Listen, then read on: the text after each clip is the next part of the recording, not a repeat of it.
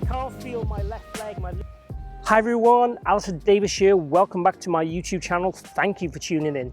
Today's video is all about the hip rotation leg action through impact and how I can give you a simple drill using the equipment you have, using your own golf clubs to be able to get you to feel how the legs and hips should work through that major impact area to make you hit better golf shots, to control your hands better through impact, to make you more dynamic through the golf ball.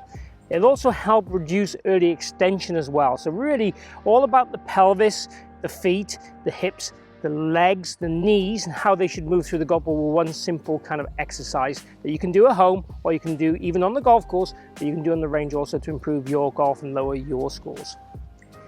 If you are a first-time viewer, please consider following or subscribing. I post videos every week on a variety of subjects, and they're all really designed around lowering your scores and improving your knowledge in the golf swing. Keep watching to learn how.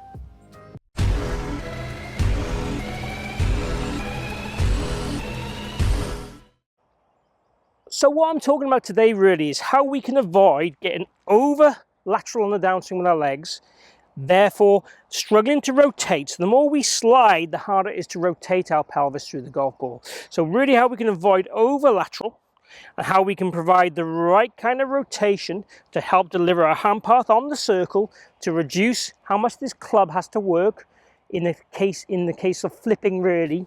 So more in a rotational sense, which provides more speed, more power, more consistency.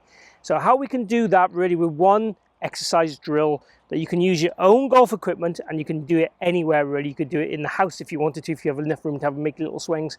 Garden certainly, the driving range, and even on the golf course while you're waiting for the golfers in front if you are playing in a slow round. So we're really looking at how the legs should work and some feedback tools you can use to give you that insight.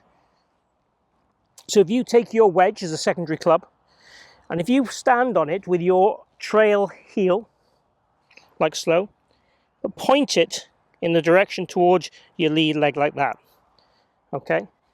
And what I want you to do now, obviously, as we swing down, the club has to stay airborne. If my heel comes off the club, you'll see how it goes down towards the ground. The second part of this is basically, as I swing down, I want my lead leg to work back and make contact with this club. So I'm getting that centric feedback that my right heel has to kind of work into the ground. I kind of call it the cigarette butt move, where we kind of grind it in. So pushing into the ground with rotation like a corkscrew, and the lead leg will work back towards the stick. Now obviously when I'm doing this drill, this is providing no lateral bump. Now in the perfect world, there would be a slight lateral bump before we do this. I can still move laterally, look, and then bump back. But if I move laterally loads, again, I'll want to drop this club from under my heel. So this is going to provide us with the right feedback to get the rotation side. We can also put a little bit of bump in there too. But if I can't feel my left leg, my lead leg, making contact with this shaft behind me, then I haven't done the right action. So hitting shots doing it is going to be rather difficult. I'm going to move this back a touch to make sure I can get the right distance away from the ball and come in here a bit. But what I would suggest we do is you start with small swings, try and keep the right heel on the ground and make your left leg work into that shaft. And then build up the speed as you get used to it and comfortable. Let's try one of those. And perhaps a little bit too far away from the ball there.